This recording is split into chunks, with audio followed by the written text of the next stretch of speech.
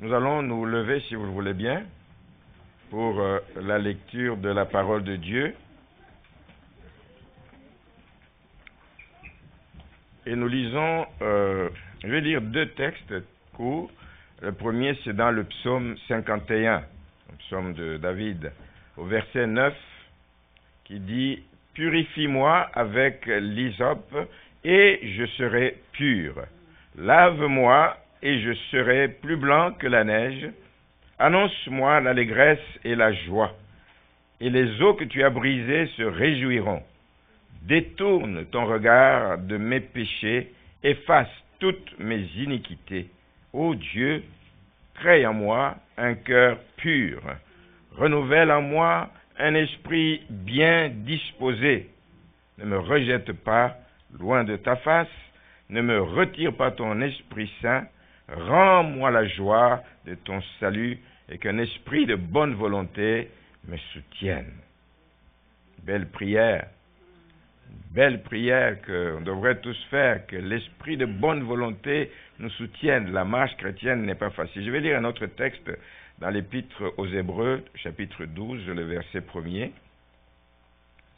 Nous donc aussi, puisque nous sommes environnés d'une si grande nuée de témoins, rejetons tout fardeau et le péché qui nous enveloppe si facilement.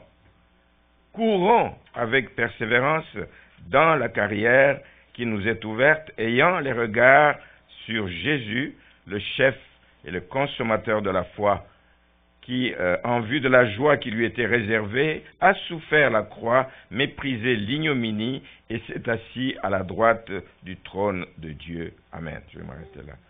Vous pouvez vous asseoir.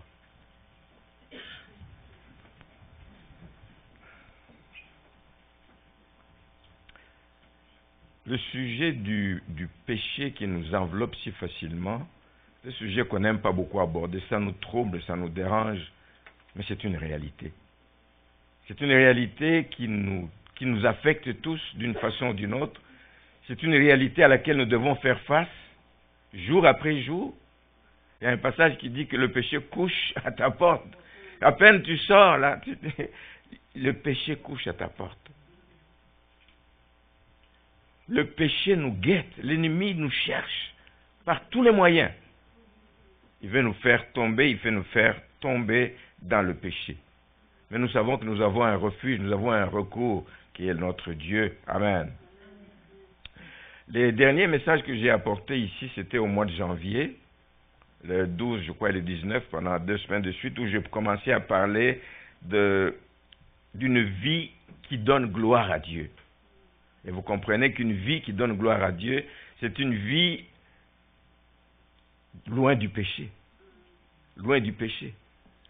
On va dire que le péché sera complètement absent, mais quand nous tombons, nous nous relevons. Mais une vie le plus possible loin du péché. C'est une vie où on rejette le péché, où on ne joue pas, on ne s'amuse pas avec le péché. Parce que le péché nous enveloppe si facilement, bien-aimés. C'est une vie où on reconnaît ce que Christ a payé à la croix, le grand amour de Dieu pour nous. Et que cela ne soit pas en vain qu'il l'ait fait. C'est une vie où on fuit le péché. La vie d'un enfant de Dieu, c'est une vie où on reconnaît que nous avons un Dieu d'amour, un Dieu qui pardonne nos offenses, mais un Dieu qui nous accepte dans sa présence chaque fois qu'on se repent. Le péché, oui, on ne peut pas dire le péché ne sera jamais dans ma vie, il sera là, mais il y a encore la repentance et quand nous nous repentons, nous revenons à Dieu, il nous accueille les bras ouverts. Une vie qui donne gloire à Dieu, c'est une vie où on s'humilie. On s'humilie devant Dieu, on reconnaît qu'on n'est pas fort, on n'est pas capable par nous-mêmes, on a besoin de toi. On a besoin de toi. On a besoin d'être purifié comme David dit ici, purifie-moi avec l'hysope. L'hysope, c'était une plante qui avait beaucoup de feuilles. On s'en servait pour asperger les gens, particulièrement les gens qui étaient malades des maladies contagieuses, comme la lèpre, des choses comme ça, etc. Ou des gens qui, à l'époque, s'étaient approchés d'un cadavre, ils étaient impurs. Alors pour les purifier, on utilisait donc l'hysope. Et le Seigneur nous purifie encore par le sang de Jésus-Christ. Il nous purifie encore chaque fois que nous nous humilions devant sa sainte présence et que nous reconnaissons qu'on n'est rien par nous-mêmes. Nous ne pouvons pas nous en sortir par nous-mêmes, qu'on a besoin de dépendre de Dieu. Je dis toujours, c'est la clé de la vie chrétienne. Dépendre de Dieu, dans la marche que nous menons, dépendre de Dieu, dans ce que nous traversons, dépendre de Dieu, c'est vraiment la clé d'une vie chrétienne réussie. C'est pour ça que l'auteur de l'épître aux Hébreux, ici au chapitre 11, parle des héros de la foi, parmi lesquels il y a David. Et je voudrais parler ce matin de David. L'auteur place donc ces héros comme étant des témoins. Quand nous témoignons de la grandeur de Dieu. Il ne faut pas que la même vie qui témoigne de la grandeur de Dieu soit une vie qui est vautrée dans le péché. Quand vous témoignez de Dieu et que vous menez une vie de péché, les gens vous regardent et disent, mais de quoi tu parles? De quoi tu parles? Nous devons donc nous humilier, sachant que nous sommes nous aussi des témoins. Et leur témoignage est là pour encourager les autres, pour servir de relais à la fois à d'autres personnes. Nous devons effectivement passer le bâton à une autre génération. Il faut que notre vie soit exemplaire. Il faut que notre vie soit exempte du péché le plus possible. Nous devons faire des efforts. Chacun, donc, par conséquent, doit courir sa course, doit courir de manière à garder la foi, doit courir de manière à rejeter le fardeau et tout péché qui nous enveloppe, qui risque de nous empêcher de poursuivre et d'achever notre course. C'est vraiment un appel que je fais parce que je crois que c'est important. Non pas que je sais qu'il y a le péché dans la vie de telle ou de telle personne. C'est pas ça mon but. C'est juste un avertissement. La parole de Dieu, c'est pour nous exhorter continuellement à faire ce que Dieu attend de nous. Donc, j'aimerais parler de David, ce que David a vécu dans sa vie. David qui est l'homme selon le cœur de Dieu. Mais je vais me baser justement à cette expérience douloureuse qu'il a vécu et dont il parle ici dans le psaume 51. Vous comprenez que c'est un psaume vraiment de supplication personnelle. Il se tourne vers Dieu. Lorsqu'il a réalisé qu'il avait péché, il se tourne vers Dieu après avoir commis l'adultère avec Bathsheba. Et non seulement ça, il a même fait tuer son mari. C'est pour ça qu'il faut fuir le péché. Un péché va entraîner certainement un autre. Donc il faut fuir le péché. Ne pas rester dans cette position, bien-aimé. Donc, pour bien comprendre le contexte de ce psaume 51, il faut aller dans la deuxième épître, le deuxième livre de Samuel, dans 2 Samuel. C'est là qu'on en parle en détail, les chapitres 11 et 12 de Samuel. Chapitres 11 et 12. Bon, on ne va pas les lire, toute l'histoire, je vais vous résumer cela. Le chapitre 11 va nous parler des circonstances, comment cela est arrivé, comment il a vu cette femme, comment il est allé, il a fait l'adultère il a commis l'adultère avec elle, etc. Et comment il savait que c'était une femme d'autrui et qu'il est parvenu même jusqu'à tuer le mari de cette femme. Voici le contexte dans lequel cette histoire se situe. Mais le chapitre 12, par contre, lui, nous montre le moment où Dieu envoie. David avait une place dans le cœur de Dieu. On dit qu'il est l'homme selon le cœur de Dieu et il avait du prix aux yeux de Dieu. Dieu ne pouvait pas le laisser continuer à s'enfoncer dans le mal. Et il a envoyé un serviteur de Dieu. Il a envoyé le prophète Nathan pour aller lui parler.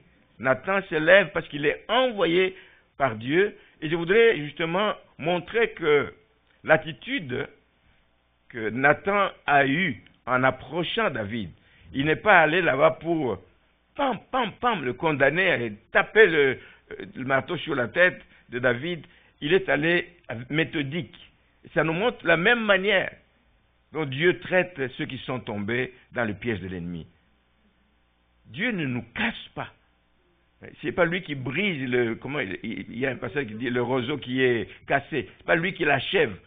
Dieu redresse ce qui est courbé. Dieu fait du bien. Dieu relève ceux qui sont tombés. Et Nathan est allé à la cour du roi, non pas pour aller étaler ça au grand jour.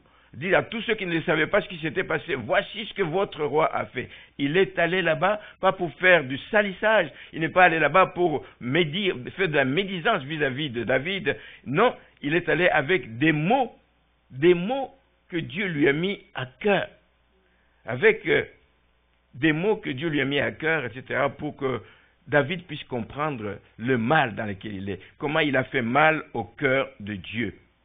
Comment il a fait mal au cœur de Dieu. Nathan, il a pris le temps. Je suis convaincu que Dieu l'a envoyé, mais il a pris le temps de prier. Il dit, mais c'est une mission difficile. Je m'en vais devant le roi. Je m'en vais devant un oint de Dieu. Quelle parole, quel terme je vais utiliser pour lui parler. Et Dieu donne la sagesse à Nathan pour présenter. Il n'est pas pressé de l'accuser. Il dit, bon, écoute, regarde, j'ai pas de temps à perdre, hein, mais tu sais ce que tu as fait. Voici, non. Il a pris le temps. Il est allé méthodiquement et il lui a parlé en parabole. Il lui a parlé en parabole pour finir par rendre le péché évident aux yeux de David. Et c'est David lui-même qui est arrivé à la conclusion, oui, cette personne c'est toi, il dit, il mérite d'être tué ou quelque chose de ce genre-là. David lui-même est arrivé à cette conclusion. David lui-même est parvenu à la sentence que devait subir cet homme. Le verset 5.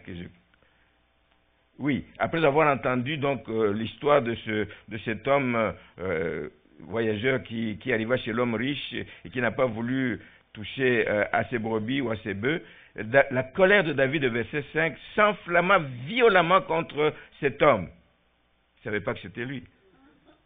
Il s'enflamma violemment contre cet homme et il dit à Nathan, l'Éternel est vivant. L'homme qui a fait cela mérite la mort. Mérite la mort. Et il rendra 4 brebis pour avoir commis cette action et pour avoir été sans pitié. Il mérite la mort. Et du coup, quand Nathan lui dit que cette personne-là, c'est toi. C'est toi. C'est pas pour dire que ça s'arrête là, tu es condamné, mais il lui ajoute que Dieu t'a pardonné. Dieu t'a pardonné. C'était un moment difficile pour David de se rendre compte que son histoire était connue et que c'est Dieu qui a envoyé son serviteur pour en parler, mais Dieu est un Dieu de miséricorde. C'est Dieu qui vient vers nous. Ce n'est pas David qui a décidé de se repentir de lui-même. David ne s'est pas repenti avant que Nathan vienne lui parler. Et c'est ça. Dieu vient toujours vers nous. Il a agi de la même façon lorsque nos premiers parents, Adam et Ève, ont péché. C'est lui qui est venu vers eux. C'est lui qui est venu vers eux. Parce qu'il a la miséricorde, il fait le premier pas vers l'homme afin de rétablir les ponts qui avaient été rompus. La Bible nous dit pareil dans l'Épître aux Romains au chapitre 5, verset 8, que alors que nous étions encore pécheurs, Dieu est venu vers nous. Il a envoyé son Fils Jésus-Christ pour nous sauver de notre péché. Nathan montre aussi, ce passage du chapitre 12 montre aussi évidemment que le péché nous retrouve toujours et que le péché a des conséquences, d'une manière ou d'une autre. Vous savez l'histoire, cet enfant qui est né finalement de Bathsheba et de David, et cet enfant est mort, malheureusement, il est mort. Maintenant, le psaume 51 lui-même, il n'en parle pas pour étaler son péché. Ce n'est pas un psaume où il étale le péché qu'il a commis. Non, ce n'est pas du tout ça. Il ne vient pas parler des commandements qu'il a transgressés. Ça n'étale pas qu'il y a eu la convoitise, il y a eu le mensonge, il y a eu l'adultère, il y a eu même la mort d'une personne, il y a eu la ruse, le mensonge, tout ce qu'il y a là-dedans. Hein? Mais ce n'est pas ce qu'il vient présenter. Il vient plutôt faire une reconnaissance entre, ce psaume vient nous montrer la différence entre ce qu'est la nature humaine, d'une personne humaine. C'est une nature pécheresse. C'est une nature pécheresse. C'est une nature qui oublie vite les bienfaits de Dieu. Dans 2 Samuel, chapitre 12, justement au verset 7, il est dit ceci, Nathan dit à David, tu es cet homme-là, ainsi parle l'Éternel, le Dieu d'Israël, je t'ai oint. Il oublie tout ce que le Seigneur a fait pour lui. Je t'ai oint pour roi sur Israël. Je t'ai délivré de la main de Saül. Je t'ai mis en possession de la maison de ton maître. J'ai placé dans ton sein les femmes de ton maître et je t'ai donné la maison d'Israël et de Juda. Et si cela avait été peu, j'y aurais encore ajouté. David a oublié tous ces bienfaits de Dieu pour aller se tourner donc contre son Dieu. Mais Dieu est un Dieu qui pardonne. Nous, on est pécheurs, mais Dieu est un Dieu qui pardonne. Mais il pardonne celui qui reconnaît son péché. Dieu a pardonné parce que quand il a envoyé Nathan, il avait déjà parlé à Nathan que David était pardonné. Dieu avait déjà parlé à Nathan. C'est un Dieu de pardon, c'est un Dieu de compassion. Le verset 2 que nous avons lu, que nous n'avons pas lu évidemment, nous montre aussi comment les chrétiens nous comportons. Nous comportons. Même comme nous sommes conscients de notre péché, David ne s'est pas repenti tant que Nathan n'était pas venu lui dire cela.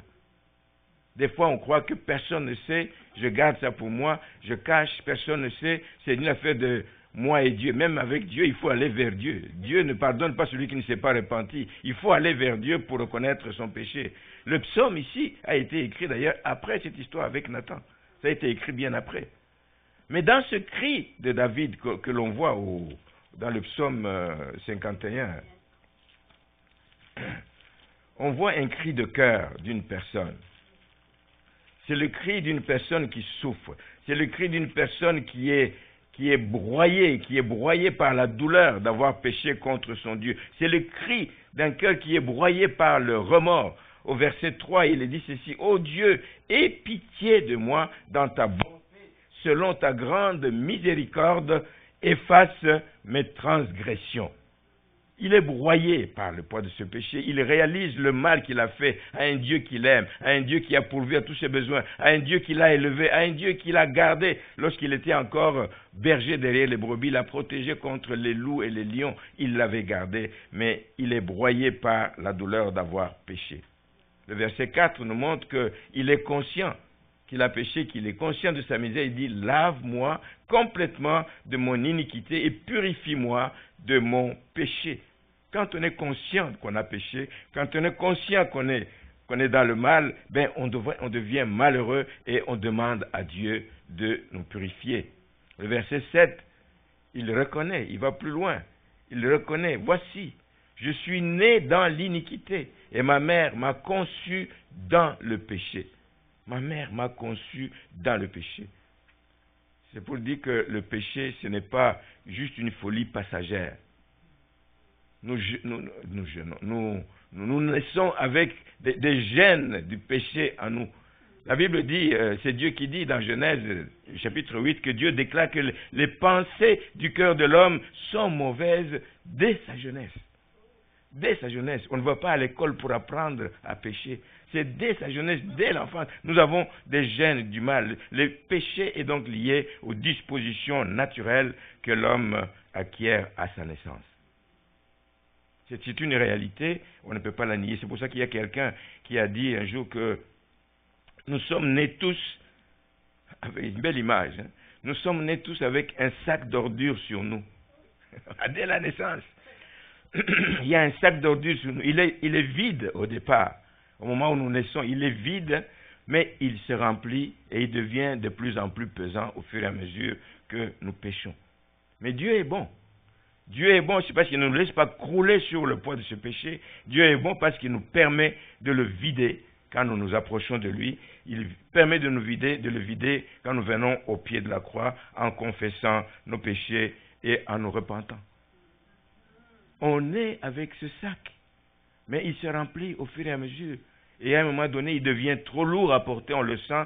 C'est à ce moment-là, tant que le sac n'est pas vidé, mais il devient lourd. Et c'est là que David dit que ses os se brisaient. Tant que je n'ai pas, me suis pas repenti, tant que je n'ai pas péché, mes os se brisaient au-dedans de moi. Jusqu'à ce que je crie au secours de Dieu.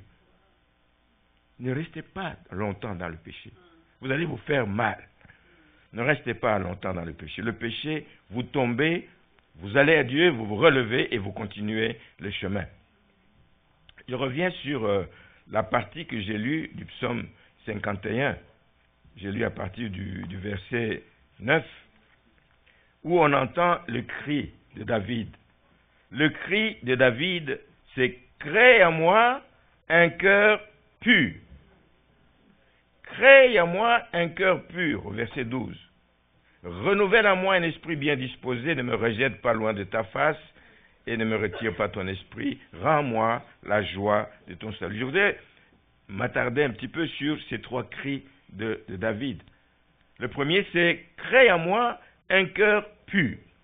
Tu ne peux pas dire ça si tu n'es pas fatigué du péché. Tu ne peux pas dire ça si tu ne te sens pas désespéré. Tu ne peux pas dire ça, bien-aimé, tant que tu ne réalises pas que c'est un poids que tu portes et qu'il faut absolument que tu puisses. Crée en moi un cœur pur. C'est le cri de quelqu'un qui est pécheur. C'est quelqu'un qui sait qu'il a convoité la femme d'autrui. C'est quelqu'un qui sait qu'il ne s'est pas arrêté là. Il a commis l'adultère. C'est quelqu'un qui sait qu'il a commis un meurtre. C'est le cri de quelqu'un qui a péché. Crée en moi un cœur pur, c'est le cri de quelqu'un qui reconnaît aussi le besoin et la nécessité de la repentance. Crée en moi un cœur pur, Seigneur. Son désir n'est pas seulement juste de confesser ses péchés, mais c'est le désir de rétablir sa communion. Parce que le péché nous coupe de la communion avec Dieu. C'est le désir. Crée en moi un cœur pur, afin que mon cœur soit de nouveau attaché à toi, que mon cœur fasse ta volonté, que mon cœur te plaise, que mon cœur m'amène à marcher selon tes voies. Crée en moi un cœur pur. Oui, pour confesser, mais aussi pour rétablir sa relation avec Dieu. Donc la confession est importante. La confession est importante. La confession, c'est un début. C'est un début de l'éveil. C'est un début du fait qu'on réalise que non, je suis dans une mauvaise situation. Je suis dans une mauvaise posture. La confession, c'est lorsque on porte un regard honnête sur le mal que l'on a commis.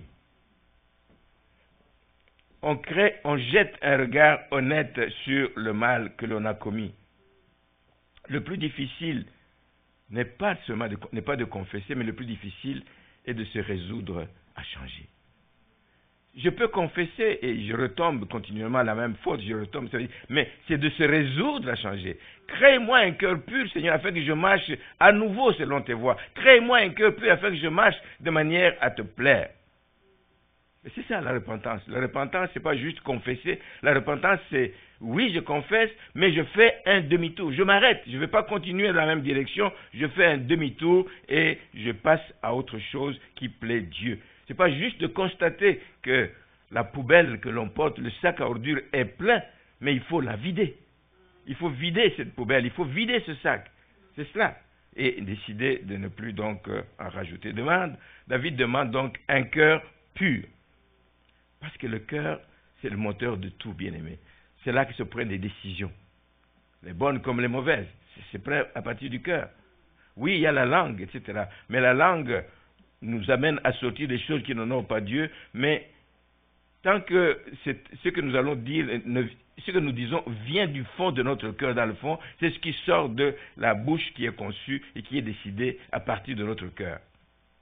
Ce qui sort de notre bouche est conçu d'abord dans notre cœur et il finit par sortir. Le livre des Proverbes nous dit au chapitre 4, verset 23, « Garde ton cœur plus que toute autre chose, car de lui viennent les sources de la vie. » Chacun se pose la question, quel est l'état de mon cœur maintenant? Moi, je ne peux pas aller lire ce qu'il y a dans le cœur de quelqu'un ici, mais il y a quelqu'un qui le sait. Quel est l'état de ton cœur? Il peut ne pas être vrai vis-à-vis de moi. De toute façon, il ne saura jamais. Mais il faut qu'il soit vrai vis-à-vis de Dieu. Est-ce qu'il est vrai? Ton cœur, est-ce qu'il est vrai vis-à-vis de Dieu? Est-ce que ton cœur est sincère vis-à-vis de Dieu? Tu ne peux rien lui cacher. Donc, sois sincère. Si tu ne peux rien lui cacher, ne joue pas au cinéma. Je ne parle pas seulement vis-à-vis de Dieu. Notre cœur doit être vrai, doit être sincère, même vis-à-vis du prochain. Tout à l'heure, notre sœur parlait de ce qu'elle a vécu dans son enfance. Elle a grandi avec une douleur. Tu ne peux pas cacher ça à Dieu. Demande à Dieu, donne-moi la force. Pardonner n'est pas facile. C'est une décision, mais une décision difficile. Mais donne-moi la force afin que je puisse enlever ce poids dans ma vie. Ce poids qui a entraîné la maladie, ce poids qui a entraîné beaucoup d'autres choses mauvaises. Mais aide-moi, Seigneur, à changer. Aide-moi à évoluer. Le péché, c'est aussi un cœur qui n'est pas sincère vis-à-vis de nos frères et de nos sœurs. Nous venons ensemble à l'église, nous évoluons ensemble dans la même église, mais si on n'est pas vrai les uns vis-à-vis des autres, Quand je suis en face de Donna, je lui dis ceci. Quand elle tourne le dos, je dis autre chose à ceux qui sont avec moi. Nous devons être sincères, un cœur sincère. C'est d'une importance capitale. Vis-à-vis de Dieu, vis-à-vis des frères, des sœurs, dans le couple. Un couple ne se bâtit que quand les cœurs sont vrais, l'un vis-à-vis de l'autre. C'est là que le couple sont solides. Tu ne veux pas juste avoir peur de dire à l'autre ce que tu ressens. Tu laisses cette histoire commencer à pourrir dans ton cœur et ça va produire des œufs d'aspic, comme dit ce passage d'Ésaïe. C'est une importance capitale dans les couples, c'est une importance capitale dans les affaires. Quand le cœur n'est pas sincère, quand le cœur n'est pas vrai, criez comme David, donne-moi un cœur pur. Crée en moi un cœur pur. C'est un cri à lancer à Dieu chaque fois qu'on tombe. Crée en moi un cœur pur. Le deuxième cri qu'il a lancé, c'est crée et renouvelle en moi un esprit bien disposé.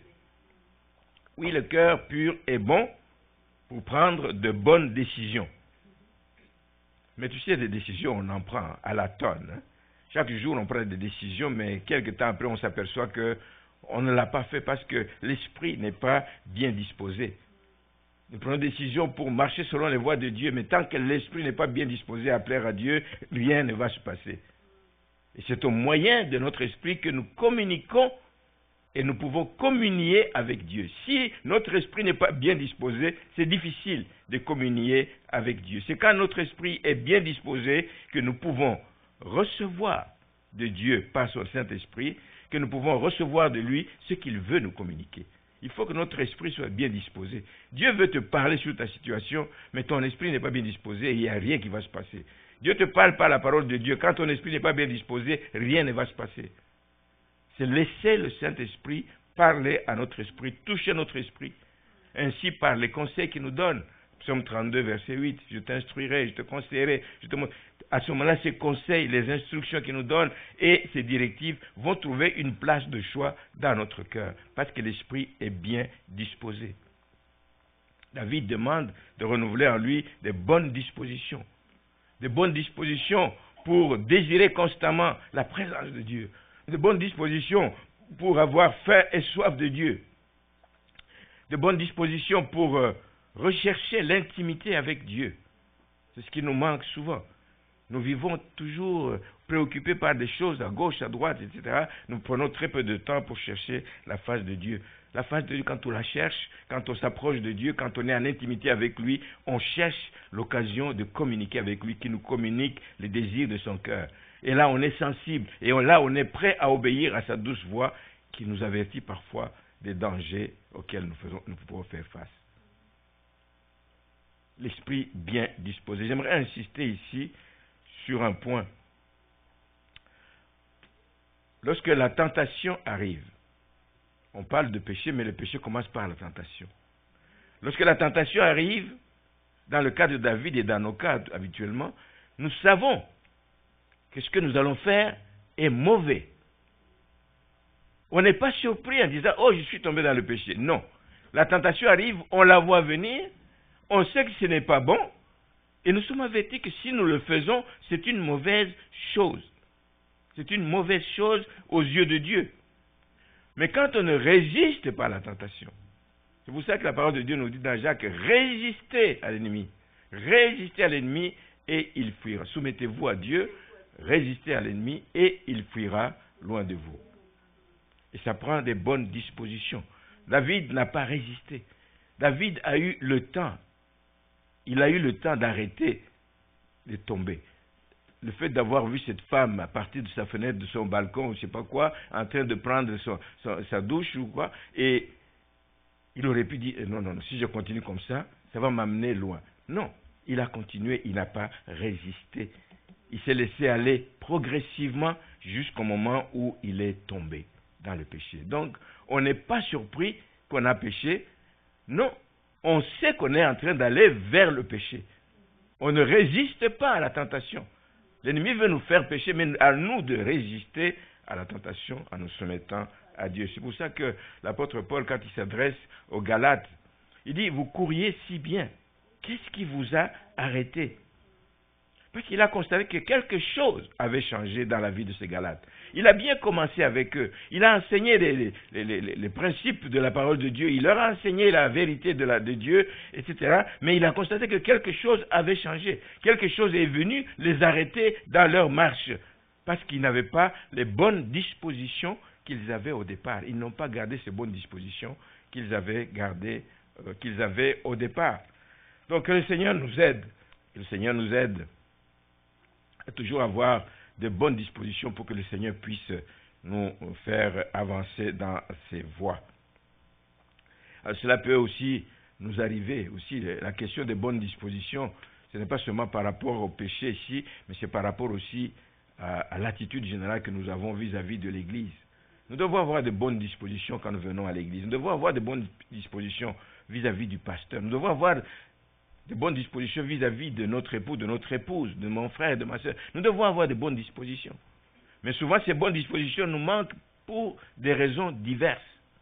Et c'est l'ennemi qui travaille souvent, à cause des mensonges qu'il va insuffler dans l'esprit des gens, etc. Les mensonges de l'ennemi, des fausses accusations sur quelqu'un qui n'a rien fait de mal, mais il propage des faux bruits sur une personne, etc. Et ça crée des distances, si bien qu'on n'est plus bien disposé. Ah, cette église, je ne l'aime plus parce que j'ai entendu telle histoire qui n'est même pas fondée, tu n'as même pas vérifié, j'ai entendu ça et puis tu te dis, non, ce n'est pas une bonne église, je quitte, je m'en vais. Il y a des gens aussi qui ne veulent plus parler à un frère, à une sœur de l'église parce qu'on leur a dit quelque chose qu'ils n'ont pas vérifié. Mensonges de l'ennemi, des fausses accusations, des bruits non fondés. Nous devons faire attention à ces choses parce que ça vient nous enlever les bonnes dispositions que nous avions. La lassitude qu'on peut avoir aussi est à la base des mauvaises dispositions qu'on peut avoir à un moment donné. Nous avions des bonnes dispositions de venir à l'église, mais la lassitude, à un moment donné, on dit, ah non, dans cette église, c'est toujours la même chose. Comme quelqu'un qui me disait, la lassitude, il disait, mais ici, c'est toujours il faut. On vient ici, il faut. On vient là-bas, il faut. Dimanche, il faut. Mercredi, il faut. La lassitude. On est fatigué d'entendre des avertissements de la parole de Dieu. Moi, je dis, non, soyez heureux qu'on vous avertit, non pas des avertissements qui viennent de la volonté du pasteur, mais des avertissements qui viennent de la parole de Dieu. Soyez heureux d'être dans une église qui vous avertit comme ça. Hein? Soyez heureux. La lassitude vient comme ça parce qu'on ne veut plus entendre des choses. On veut des nouveautés. On n'aime plus ce genre de louange, etc. Envie de nouveautés. Et ça fait que les gens quittent d'une église à une autre. Ils voyagent d'une église à une autre à la recherche en train de magasiner, etc. Donc, continuer notre course ici-bas n'est pas un acquis. Ce n'est pas un acquis. C'est quelque chose pour lequel on doit se battre. On doit se battre pour garder toujours de bonnes dispositions. David avait raison de dire, renouvelle à moi un esprit bien disposé, afin que je puisse obéir à ta voix, afin que je puisse faire ta volonté, afin que je puisse marcher de manière à te plaire. Il dit, rends-moi la joie de ton salut. C'est quand nous n'avons pas un cœur pur, ni un esprit bien disposé, je crois que la conséquence logique est que nous perdions la joie du salut. Cette joie que nous avons eue quand nous avons été sauvés, de réaliser que moi j'étais pécheur, perdu à jamais, mais Christ m'a libéré. Nous, je parle de nous, c'est la joie qui remplit notre cœur parce qu'on sait qu'on est aimé par Dieu, parce qu'on sait qu'on est pardonné par Dieu, parce qu'on sait que Dieu nous accepte dans sa présence. J'ai débuté la réunion avec ça. La joie du Seigneur. Nous devons éprouver la joie de dire, je peux venir continuellement dans la présence du Seigneur et il m'agrée et il m'accepte. Ça fait naître une joie et qui fait que même dans les circonstances difficiles que vous pouvez traverser, juste à y penser, vous retrouvez la joie de notre premier amour pour le Sauveur. C'est ce que le péché vient faire dans notre vie. Il vient couper cette joie. Il vient couper la communion avec Dieu. Il vient couper et nous voler la joie que nous avons toujours eue à cause du péché. L'ennemi sait comment nous avoir. Donc le cri de David est de retrouver cette joie. Et beaucoup de chrétiens, laissez-moi vous le dire, ont perdu cette joie parce qu'ils sont éloignés des préceptes de la parole de Dieu. Ils se sont éloignés des bases de la vie chrétienne. Ce qui a fait la force de l'Église primitive, c'était la parole de Dieu, le fait qu'ils se réunissaient régulièrement, parce qu'ils avaient le souci des âmes, parce qu'ils partageaient la parole de Dieu, ils écoutaient les enseignements des apôtres, ils persévéraient dans tout ce qu'ils faisaient, ils persévéraient aussi dans la communion fraternelle. Ce sont des choses qui manquent de plus en plus dans la vie des chrétiens et qui font que vous perdez tout simplement même la joie de venir à l'église, la joie de servir, la joie de continuer à honorer le Seigneur. Et beaucoup d'autres n'ont pas la joie de venir dans la maison de Dieu, justement, parce qu'ils n'ont plus d'empressement, tout simplement, de venir à la maison de Dieu. Ça peut l'expliquer. Quelqu'un qui est chrétien, qui peut faire 5 semaines, 6 semaines, si ce n'est pour des raisons de maladie ou de voyage, il y a un problème. Il y a un problème. On ne peut pas me dire qu'on est toujours occupé tout le temps, au point qu'on ne se rende pas disponible pour venir passer du temps avec les bien-aimés. 2 heures par semaine, c'est le fait qu'on n'a plus la joie et on n'a plus le goût de continuer. David termine son cri en disant qu'un esprit de bonne volonté le soutienne, parce qu'il sait qu'il a besoin d'être soutenu dans cette démarche. Il sait qu'il n'est pas au bout de ses peines. Toi et moi, nous le savons. Tant que nous sommes dans cette chair, tant que nous sommes ici sur terre, nous ne sommes pas au bout de nos peines. Nous allons faire face encore à d'autres tentations. Nous allons faire face encore à d'autres menaces de l'ennemi qui veut nous faire dévier, etc. Nous allons encore avoir des moments où nous aurons à prendre des décisions difficiles. Pour changer, parfois c'est des décisions difficiles à prendre. Pour pardonner, c'est une décision personnelle, mais elle est difficile, laissez-moi vous le dire. Pardonnez quelqu'un qui vous a fait du mal. Pardonnez quelqu'un qui vous a haï gratuitement. Pardonnez quelqu'un qui vous a ignoré. C'est une décision difficile. Et on ne peut pas faire ça si on n'a pas donc cet esprit de bonne volonté qui nous soutient. Il faut cette bonne volonté pour arriver à pardonner. Et David dit qu'il a besoin de l'Esprit de Dieu qui est là donc pour nous soutenir. Il est là pour nous soutenir les élus de Dieu.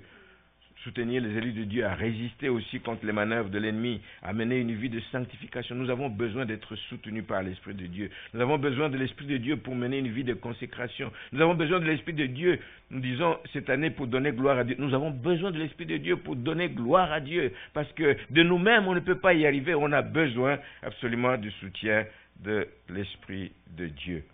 Je vais terminer avec ceci pour dire que les cris de David sont des cris sincères. Et quand on est sincère avec Dieu, Dieu voit notre cœur. Et Dieu nous accorde ce que notre cœur désire. Amen. Les cris de David sont sincères. Ils expriment bien son désir profond de repartir à nouveau. Je ne veux pas rester dans cette position. Oui, je suis tombé. Oui, j'ai demandé pardon. Oui, tu m'as relevé. Mais bien, mon Dieu, je veux repartir à nouveau avec toi. Je veux repartir à nouveau. Et pour vous et pour moi, je vous dis ce matin, sachez que si vous n'êtes pas vrai avec vous-même, quand vous criez à Dieu, ne criez pas à Dieu juste par formalité. Criez à Dieu, que ce soit un cri qui vienne de loin. Qui vient de loin. Vous sentez que si je ne fais pas ça, je suis fini. Si je ne fais pas ça, je suis perdu. Si je ne fais pas ça, je vais m'éloigner encore plus du Seigneur. Il faut être vrai avec soi-même. Et lorsqu'on lance ce cri à Dieu, qu'on lance un cri qui est sincère. Si vous n'êtes pas vrai avec vous-même pour reconnaître la réalité de votre condition, vous ne criez pas comme David a crié parce que David a crié comme ça. Vous criez comme ça parce que vous vous sentez être dans une situation comme la sienne ou pire que la sienne.